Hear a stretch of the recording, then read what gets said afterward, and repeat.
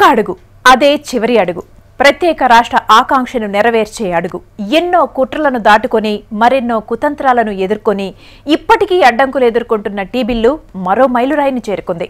ప్రక్రియ పార్లమెంటుకు చేరింది. ఇక మిగిలింది ఆమోదముద్ర పడటమే. ఇంతకీ పార్లమెంటులో తెలంగాణ బిల్లు గట్టెక్కుతుందా? కుట్రలను కుతంత్రాలను దాటుకొని రాజముద్ర వేయించుకుంటుందా? చివరి అంకానికి చేరుకున్న తెలంగాణ బిల్లుపై V6 స్పాట్లైట్.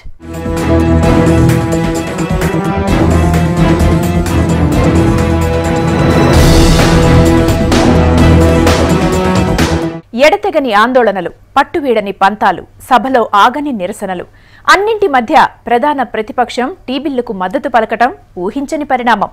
చివరి అడుగులో ఉన్న తెలంగాణ బిల్లుకు లైన్ క్లియర్ అయింది. ఇంతకీ పార్లమెంటులో ఏం జరిగింది?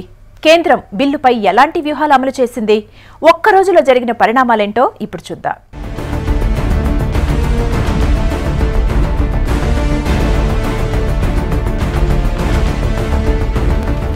పార్లమెంటు ఉభయ సభల్లోనూ వరుసగా 7వ రోజు కొనసాగిన నిరసనలు.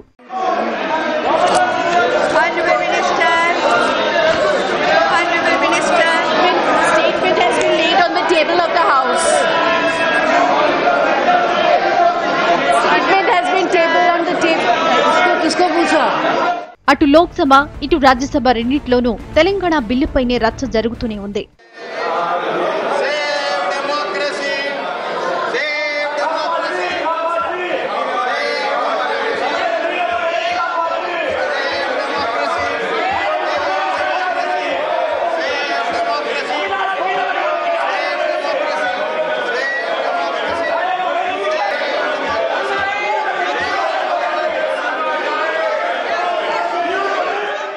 పార్లమెంట్లో నిరసనల హోరు, బయటికి రాజకీయ వ్యూహాలు. టీ బిల్లుపై అనుకూల వ్యతిరేక లాబియింగ్ అంతా ఢిల్లీలోనే మకాం వేసింది. నేతలంతా ఎక్కే గడప దిగే గడప అన్నట్టు భేటీలు సంప్రదింపులతో బిజీగా గడిపారు.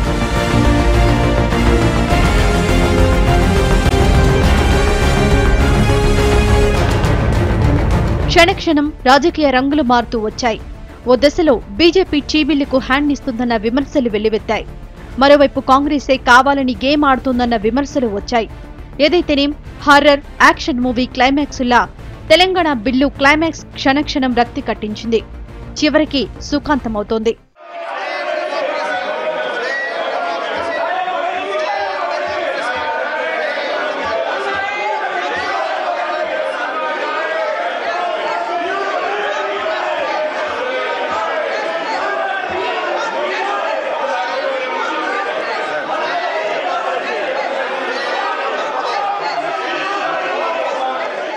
ఉభయ సభల్లో జరుగుతున్న రచ్చ, బయట చోటు చేసుకుంటున్న రాజకీయ పరిణామాలతో జనంలో ఎన్నో ప్రశ్నలు.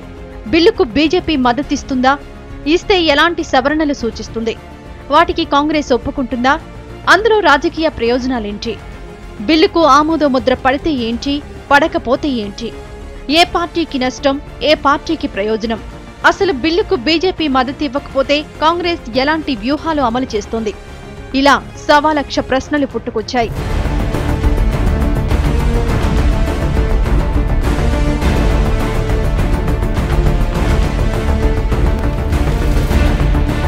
ఏదైతేనేం ఎన్నో మలుపులు దాటుకొని మరెన్నో కుట్రలను ఛేదించుకొని తెలంగాణ బిల్లు ఫైనల్ స్టేజ్కు చేరింది. ప్రధాని మన్మోహన్ సింగ్ నడిపిన బిందు రాజకీయం ఫలించింది.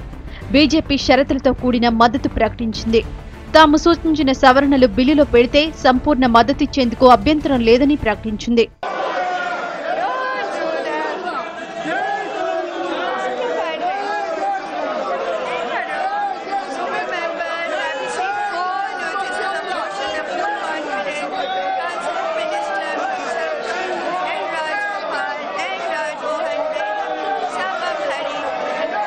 బీజేపీ అంగీకారంతో టీ బిల్లుకున్న ఆఖరి హార్డిల్ కూడా దాటినట్టయింది. బిల్లును కమ్మేసిన నీలి మేఘాలన్నీ తొలగిపోయాయి. పార్లమెంట్లో ప్రవేశపెడితే చాలు ఆమోద ముద్రతో బయటకు వస్తుందన్నది ఖాయమైంది. కాకపోతే కాంగ్రెస్ కసరత్తే కొంచెం కన్ఫ్యూజ్ చేస్తోంది.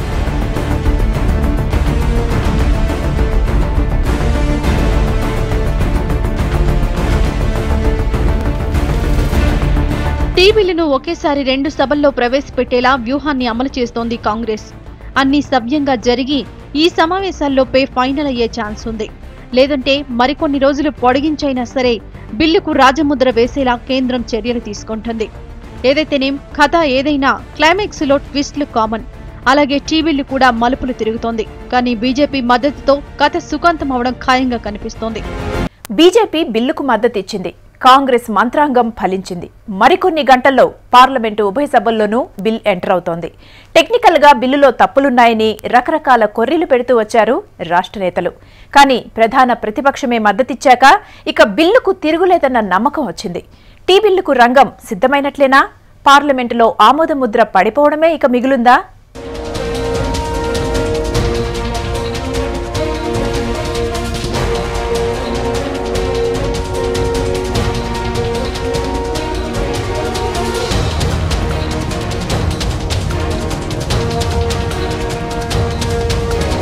ఈ నెల 3న అసెంబ్లీ నుంచి తెలంగాణ బిల్లు ఢిల్లీకి వెళ్లిందో లేదో రాష్ట్ర రాజకీయాలన్నింటికీ ఢిల్లీ వేదికైంది. అందరూ హస్తినలో కుస్తీ పట్టేందుకు కట్టకట్టుకుని బయలుదేరారు. దీంతో ఏపీ భవన్ కిక్కిరిసిపోయింది. విభజన రాజకీయాలతో హస్తిన హీటెక్కింది.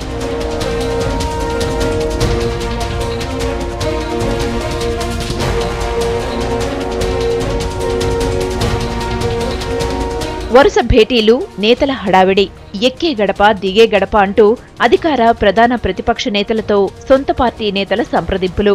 ఓవైపు దేశవ్యాప్తంగా చంద్రబాబు టూర్, మరోవైపు జాతీయ నేతలతో జగన్ వరుస భేటీలు, ఇంకోవైపు కిరణ్ మౌనదీక్ష.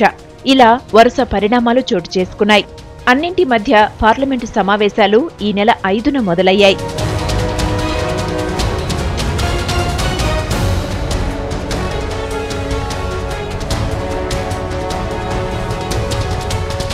సమావేశాలు 2 రోజులు జరిగాయో లేదో ఎన్నో ఆందోళనలు, మరెన్నో అనుమానాలు. టీ బిల్లుకు చివరి అంకంలో గండి కొడతారా? కాంగ్రెస్ గేమ్ ఆడిస్తోందా? లేక బీజేపీ కావాలని బిల్లుపై డ్రామాలాడుతోందా? అందుకే సమావేశాలు జరగకుండా అడ్డుకుంటోందా అన్న అనుమానాలు రేకెత్తాయి. రోజు సమావేశాలు ప్రారంభమవడం, ఆ తర్వాత వాయిదా పడడం. ఉభయ సభలు రాష్ట్ర విభజనతో అట్టుడికిపోయాయి. ఈసారికింతే అన్న నిర్ణయానికొచ్చేశారు అందరూ. శాసన ప్రక్రియను అనుసరించి ఎవరైనా కొన్ని చిన్న చిన్న ఆటంకాలు చూసినా దాన్ని అధిగమించే విధంగా ప్రభుత్వానికి ఆదేశాలు ఇచ్చి ఖచ్చితంగా తెలంగాణ బిల్లు సంపూర్ణంగా పాస్ అయ్యేటట్టు 4 కోట్ల మంది తెలంగాణ ప్రజలు ఎదుర్కొంటున్నటువంటి 60 సంవత్సరాల పోరాటాన్ని సాకారం చేయమని చెప్పి వారిని కోరినాం. వారన్ని సావధానంగా విన్నారు. తప్పకుండా సానుభూతితో పరిశీలిస్తామని హామీ ఇచ్చారు. బిల్లును గట్టెక్కించేందుకు కాంగ్రెస్ శక్తివంచన లేకుండా కృషి చేసింది. సూపర్ సానిక్ స్పీడ్తో ముందుకెళ్తున్నా కొన్ని అవాంతరాలు అడ్డొచ్చాయి. మరోవైపు బిల్లుపై చిత్తశుద్ధిని నిరూపించేందుకు బీజేపీ కూడా రంగంలోకి దిగింది. దీంతో కాంగ్రెస్ కు కొన్ని సవాళ్లు చేసింది. బిల్లును ప్రవేశపెట్టకుండా, అసలు సమావేశాలు జరగకుండా అడ్డుపడుతుంటే సొంత పార్టీ ఎంపీలనే కంట్రోల్ చేయట్లేదు, ఇక బిల్లునెలా ఆమోదింపజేస్తారని కాంగ్రెస్ ను క్వశ్చన్ చేసింది బీజేపీ. దాంతో కాంగ్రెస్ మరింత దూకుడు పెంచింది. సభలో అడ్డుపడుతున్న 6 సీమాంధ్ర ఎంపీలపై వేటేసింది కాంగ్రెస్. ధిక్కార స్వరం వినిపిస్తున్న సీఎం కిరణ్ పైన చర్యలకు సిద్ధమైంది. मंत्री ही शोर शराबा कर रहे हैं तो अब कांग्रेस क्यों चुप है? कांग्रेस को उन मंत्रियों को भी बर्खास्त करना चाहिए, मुख्यमंत्री को तो पहले करना चाहिए। और जो राज्यसभा में भी जो बैनर लेके प्लेकार्ड लेके आते हैं, बिल रखने नहीं देंगे, ऐसे लोगों को कांग्रेस को अपने पार्टी के लाइन से बाहर जाने के कारण तुरंत एक्सपेल करना चाहिए, हम मांग करते हैं।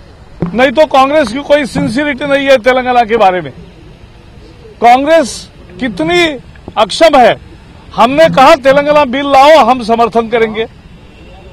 हमने कहा सीमांध्र को जस्टिस दो, हम समर्थन करेंगे।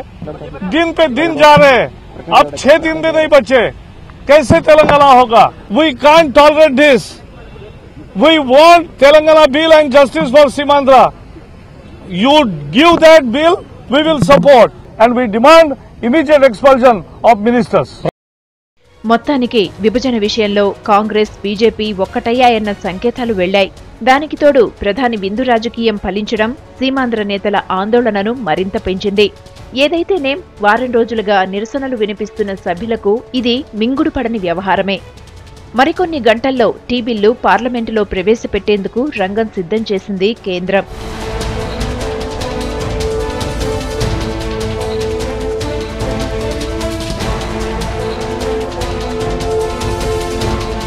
ఇదిలా ఉంటే బీజేపీ కొన్ని సవరణలు ప్రతిపాదించింది.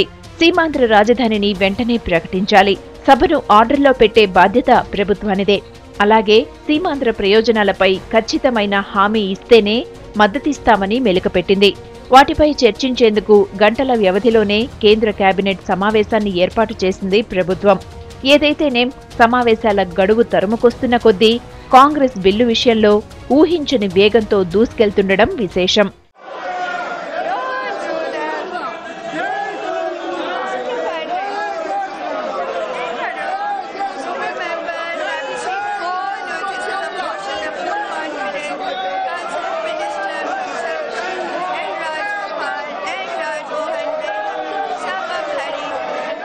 టీ బిల్లులో ఆర్థికపరమైన విషయాలున్నాయి. దాన్ని రాజ్యసభలో ఎలా ప్రవేశపెడతారంటూ టీడీపీ ప్రశ్నించింది.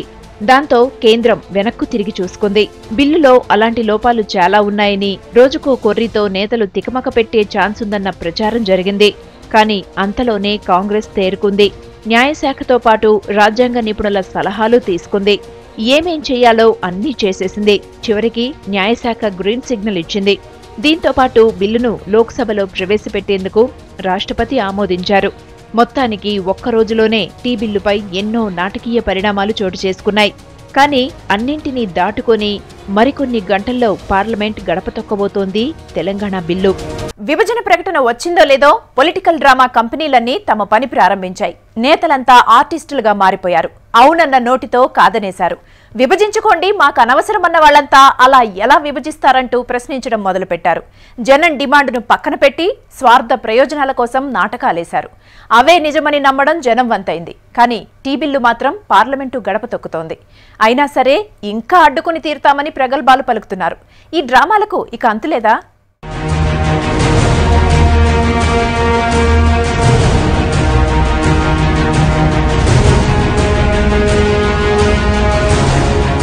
ఏడు రోజుల పాటు పార్లమెంట్ ఉభయ సభలు నిరసనలతో హోరెత్తుతున్నాయి.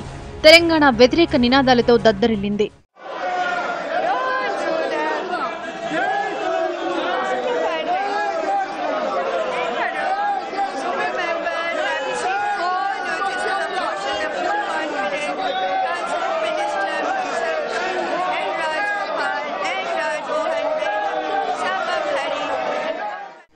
మొన్నటిదాకా అసెంబ్లీలో ఇలాంటి నాటకాలే వేశారు సీమాంధ్ర లీడర్లు. సీమాంధ్ర ప్రయోజనాల సంగతి పక్కన పెట్టి సమన్యాయం అన్నాడో లీడర్, విడిపోతే చెడిపోతామన్నాడు ఇంకో నేత. అసలు విభజన సమైక్య స్ఫూర్తికి విరుద్ధమని విరుచుకుపడ్డాడు ఇంకో నేత. ఆర్టికల్ 3 రాజ్యాంగ విరుద్ధం అన్నాడు ఇంకో నేత. ఏదైతేనేం అధినేత స్థాయి వ్యక్తులందరూ కలిసి ఎన్ని వేషాలయ్యాలో అన్ని రకాల వేషాలు వేశారు.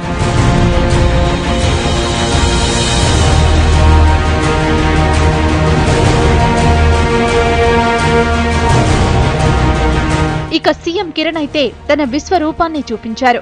రాజీనామా అస్త్రాన్ని ప్రయోగిస్తానంటూనే దాని ముసుగులో చివరిదాకా లాస్ట్ బాల్ ఆట ఆడుకుంటూ వచ్చారు.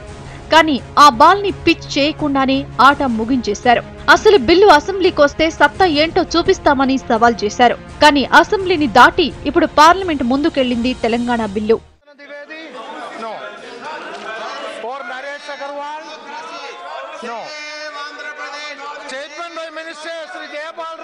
जनार्दन द्विवेदी है, Janardan Dwivedi report, Jaipal Reddy, yes, Rajesh Shukla for Jayapal Reddy. Science and Technology, Environment and Forest on demand for grants pertaining to the Department of Science. అక్కడితో ఆగలేదు. పార్లమెంట్లోనూ అలాంటి నాటకాల్ని ఆడిస్తున్నారు అధినేతలు. ఎంపీలతో అసెంబ్లీలో వేయించిన వేషాలే వేయిస్తున్నారు. అందుకే పార్టీలకు అతీతంగా అందరూ ప్లకార్డులు పట్టుకుని ఆందోళనలు చేస్తున్నారు.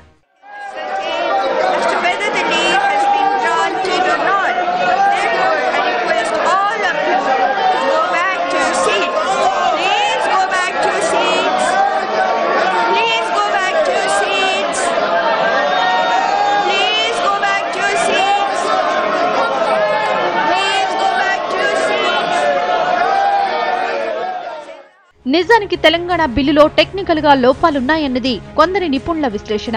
బిల్లుకు ఆమోద ముద్రే లక్ష్యంగా కాంగ్రెస్ పావులు కదిపిందన్న విమర్శలతో ప్రతిపక్షాలు ఎన్నో కొర్రీలు పెడుతున్నాయి. అపోనెంట్స్ సూచిస్తున్న సవరణలన్నింటినీ కేంద్రం పరిగణలోకి తీసుకుంటోంది. అయినా సరే సందు దొరికితే చాలు బిల్లును అడ్డుకోవాలన్న కుట్రను అనుక్షణం అమలు చేస్తున్నారు సీమాంధ్ర లీడర్లు.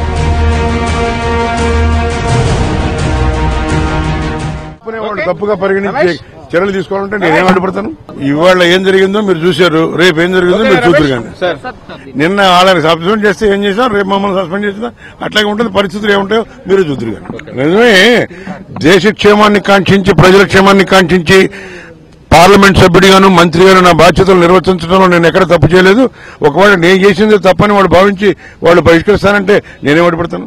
శాస్త్రీయత లేదన్న బిల్లుకు న్యాయశాఖ ఆమోద ముద్ర వేసింది. పార్లమెంట్ ఉభయ సభల్లో ప్రవేశపెట్టేందుకు రాష్ట్రపతి ఆమోద ముద్ర వేశారు. బీజేపీ మద్దతుతో బిల్లు వేగంగా ముందుకెళ్తున్నా ఇంకా ఆగిపోతుందన్న ప్రచారాన్ని మాత్రం ఆపట్లేదు సీమాంధ్ర నేతలు. కనీసం మా యొక్క వాదనను వినిపిద్దాం, రాష్ట్రంగా సమైక్యంగా ఉండాల్సిన ఆవశ్యకతను తెలియజేద్దామని చెప్పి వస్తే ఇవాళ పోలీసులు నిరంకుశంగా వ్యవహరించడాన్ని తీవ్రంగా ఖండిస్తా ఉన్నాం. కాంగ్రెస్ ప్రభుత్వం ఏకపక్షంగా రాష్ట్ర విభజన చేస్తా ఉంది. అదేవిధంగా పోలీసులను ఉపయోగించి ఎమ్మెల్యేలను అరెస్ట్ చేయించడం దారుణంగా వ్యవహరిస్తా ఉంది. ఏదైతేనే డ్రామాలకు ఎక్కడైనా చెక్ పెడతారా లేక వాటిని అలాగే కంటిన్యూ చేస్తారా అన్నది తేలాలి. అసలు పార్లమెంట్ ప్రొసీజర్ ప్రకారం ఇన్ని రోజుల పాటు నిరసనలు తెలియజేసే సంప్రదాయం లేదు. సమస్య ఏదైనా ఉంటే స్పీకర్తో రికార్డ్ చేయించుకోవడం రివాజు. అలా కాకుండా రాష్ట్ర అసెంబ్లీలో వ్యవహరించినట్టుగా ఇష్టానుసారం ప్రవర్తించడం మన ఎంపీలకే చెల్లింది.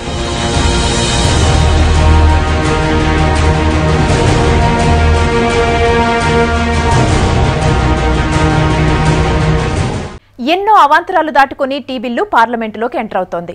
బిల్లుకు బీజేపీ మద్దతు ప్రకటించింది. ఇంతకీ ఉభయ సభల్లో నెంబర్ గేమ్ ఎలా ఉండబోతోంది? ఓటింగ్ ఎలా ఉండబోతోంది? టీ బిల్లుకు బీజేపీ మద్దతు ప్రకటించింది. ప్రధాని విందు రాజకీయం ఫలించింది. దాంతో పాటు న్యాయశాఖ ఆమోద ముద్ర వేసింది. సవరణలకు కేంద్ర కేబినెట్ ఆమోద ముద్ర వేసింది. బిల్లును 2 సభల్లో ప్రవేశపెట్టేందుకు అనుమతి దొరికింది. ఒకే రోజు అనూహ్య మలుపులు తిరిగింది టీ బిల్లు.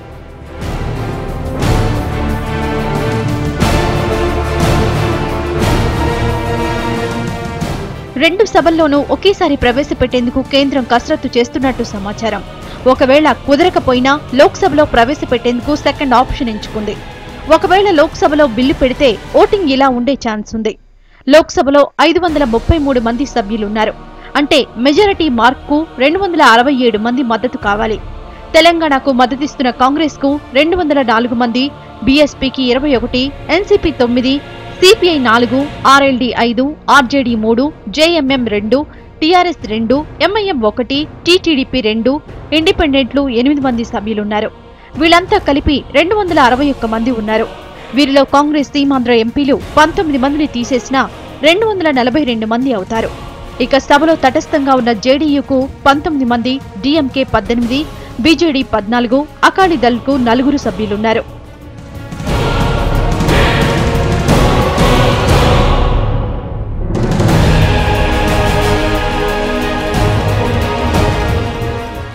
యాభై 5 మంది సభ్యులున్న ఈ పార్టీలు అనుకూలంగా మారితే బిల్లుకు తిరుగుండదు. ఒకవేళ వీళ్లంతా ఓటింగ్కు దూరంగా ఉన్నా సభలో సభ్యుల సంఖ్య 478 అవుతుంది. అందులో మెజారిటీ మార్క్ 239 కావాలి. అంటే 242 మంది సభ్యులు మద్దతుతో తెలంగాణ బిల్లుకు కావలసినంత మెజారిటీ వస్తుంది. అలాగే తెలంగాణకు అనుకూలంగా కాదంటున్న ఎస్పీకి 22 మంది, తృణమూలుకు 19 మంది, శివసేనకు 11 మంది ఉన్నారు. వ్యతిరేకంగా ఓటేస్తామని ఈ పార్టీలు ఇప్పటివరకు ప్రకటించలేదు. వీళ్లు కూడా గైర్హాజరైతే టీబీలకు మెజారిటీ కంటే ఎక్కువ మంది సభ్యుల మద్దతు దొరుకుతుంది.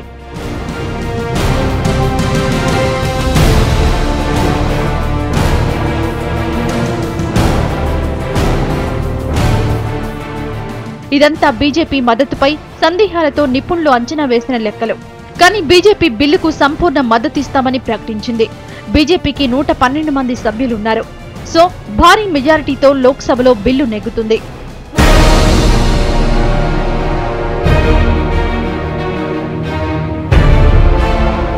ఇక రాజ్యసభ విషయానికి వస్తే ఇందులో 242 మంది సభ్యులున్నారు. వారిలో 9 మంది నామినేటెడ్ సభ్యులకు ఓటు హక్కు లేదు. మిగిలిన 231 మంది సభ్యుల్లో సాధారణ మెజారిటీ నెంబర్ 116. తెలంగాణకు పూర్తి అనుకూలంగా ఉన్న కాంగ్రెస్ కు 72 మంది, బీఎస్పీకి 15 మంది, ఎన్సీపీకి 6, సిపిఐకి 2, ఆర్జేడీకి 2, ఎల్జేపీకి 1, స్వతంత్ర సభ్యులు 9 మంది ఉన్నారు. వీళ్లంతా 107 మంది ఉన్నారు. వీరితో పాటు 2 తెలంగాణ టీడీపీ మెంబర్లు, 10 మంది దాకా ఉన్న చిన్న పార్టీల సభ్యులు మద్దతిచ్చే అవకాశం ఉంది.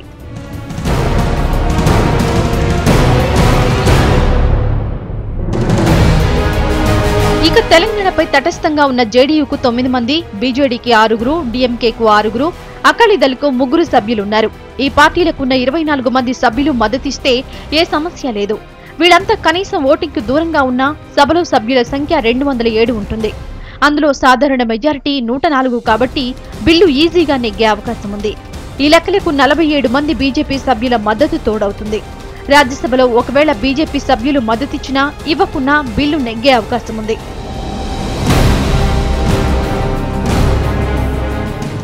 నిజానికి కొన్నేళ్ల క్రితమే దేశంలోని 36 పార్టీలు తెలంగాణకు మద్దతు ప్రకటించాయి. తృణమూల్, శివసేన లాంటి పార్టీలు వ్యతిరేకం కాకపోయినా సొంత రాష్ట్రాల్లో ఉన్న ఇబ్బందులతో వ్యతిరేకమని చెబుతున్నాయి. అందుకే టీబీలను వ్యతిరేకించకపోయినా ఓటింగ్కు దూరంగా ఉంటాయని అంచనా వేస్తున్నారు. ఇక జేడీయూ, అకాలీ పార్టీలు గతంలోనే ప్రణబ్ కమిటీకి అనుకూలంగా లేఖలిచ్చాయి. బాల్ ఠాక్రే హయాంలో శివసేన కూడా లేఖ ఇచ్చింది. ఈ అంశాలన్నీ తెలంగాణ బిల్లుకు కలిసి వస్తున్నాయి. నిజానికి బీజేపీతో పని లేకుండానే బిల్లుకు ఆమోదముద్ర పడే అవకాశం ఉంది. కానీ ఇప్పుడు ఆ పార్టీ కూడా మద్దతు ప్రకటించడంతో లైన్ క్లియర్ అయినట్టే. ట్విస్టుల టైం అయిపోయింది. కొర్రీలు పెట్టే అవకాశం ఇక లేదు. బిల్లును అడ్డుకోవడం ఇక ఏ దశలోనూ సాధ్యం కాని పని. షరతులతో కూడిన మద్దతిస్తామని బీజేపీ ఇప్పటికే స్పష్టం చేసింది. దీంతో అనుమానాలన్నీ తొలగిపోయాయి. కాకపోతే బిల్లుపై చర్చ ఎన్ని రోజులు జరుగుతుంది, ఏ రోజు రాజముద్రతో బయటకొస్తుందన్నది తేలాల్సింది. ఇది V6 స్పాట్లైట్.